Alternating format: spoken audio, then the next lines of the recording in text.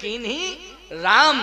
भगवान ने अपने हाथ से गिरिराज की अंतिम क्रिया की है। और केवट आह, सारी दुनिया को पार करने वाला है वो परमात्मा। कितनी बड़ी नाव है, इतनी बड़ी नाव है उस परमात्मा की कि पूरी दुनिया उसमें बैठ के तरती है। बोलो पार होती है, पूरी दुनिया पार होती है कि नहीं होती है? परमात्मा की नाव इतनी बड़ी है, बोलो। लेकिन वह परमात्मा पार होने के लिए एक भक्त की नाव तलाश रहा है। बोलो तलाश रहा है कि नहीं? तो सीधी सी बात है कि भक्तों को भगवान पार करते हैं और भगवान को भक्त पार करते हैं। बोलो ये परस्पर प्रीति है कि नहीं? ये परस्पर संबंध है कि नहीं? और सुनिए बड़ी बढ़िया बात, भगवान ने एक बात जरूर कही। क्या? कि भक्त तुम्हारी नाव में बैठेंगे हम। नाव लाओ नाव।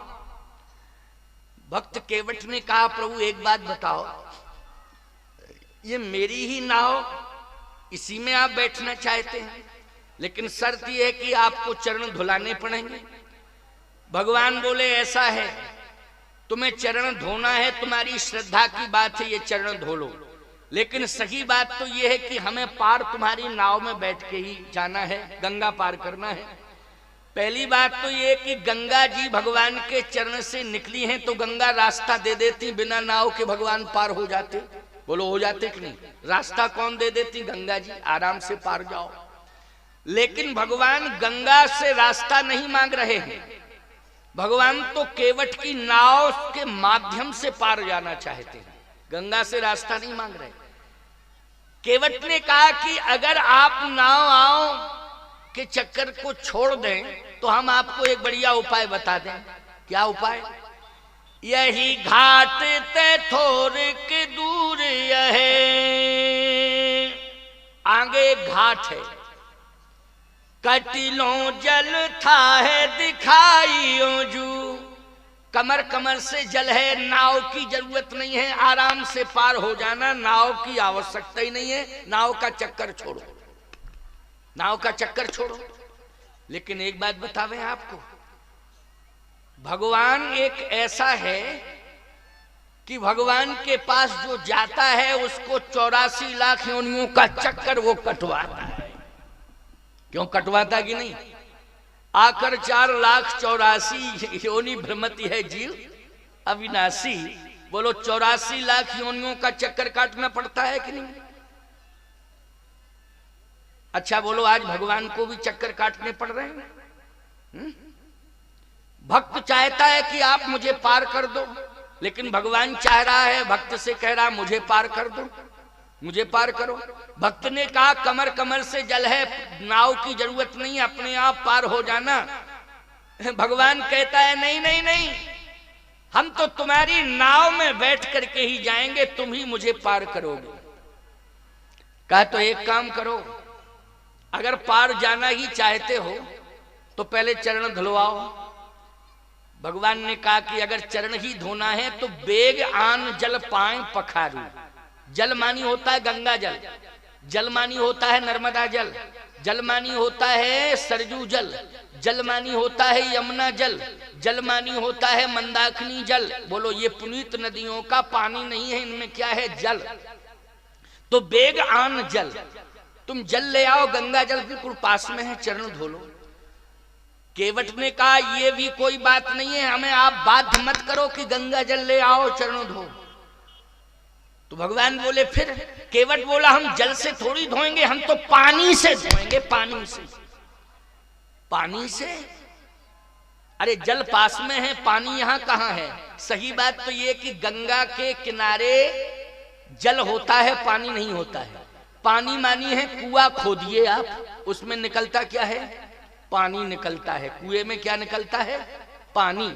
लेकिन सही बात बताएं, गंगा जी को खोदा जाता है क्या? बोलो यमुना जी को खोदा जाता है? ये तो निकली हैं प्यारे।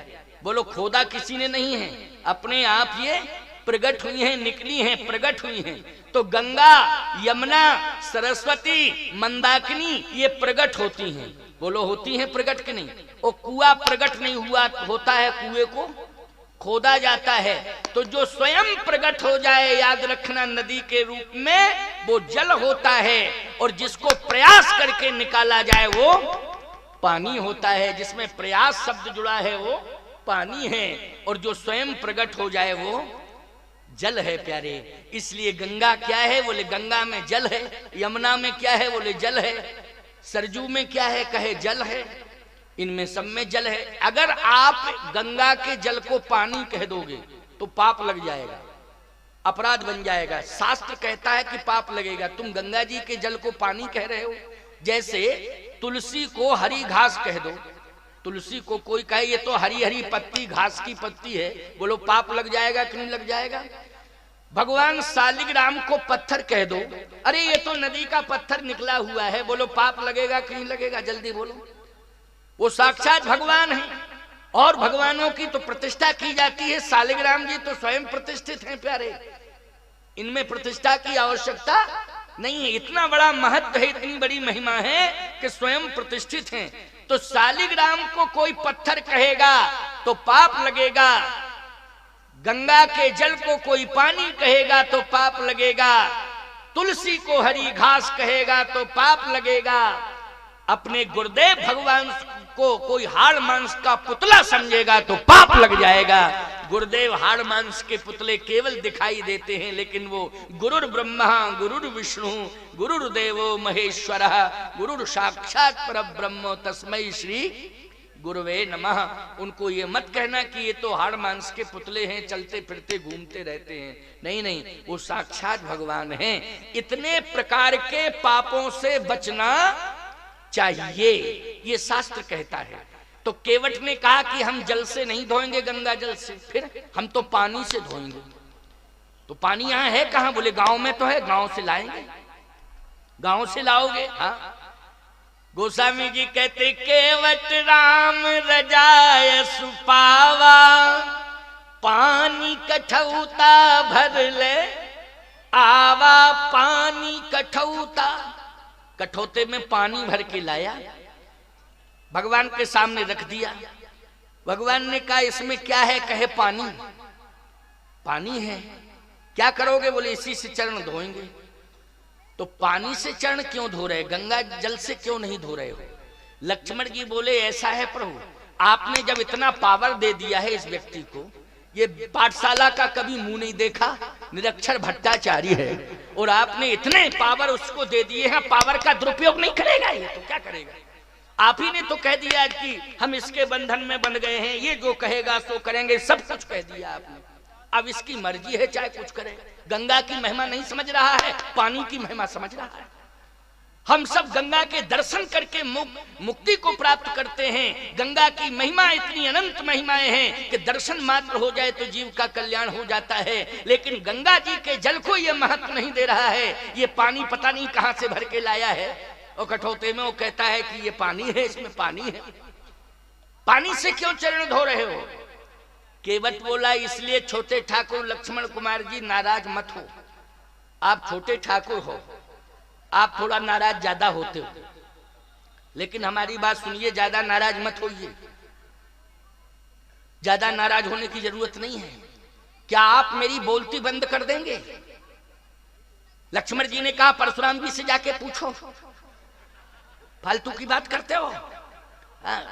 परशुराम जी से जाके पूछो, जब हम बोलते हैं तो परशुराम जी चुप हो जाते हैं। जानते हो कितने बलवान हैं परशुराम जी, कितने विद्वान हैं, साक्षात भगवान हैं।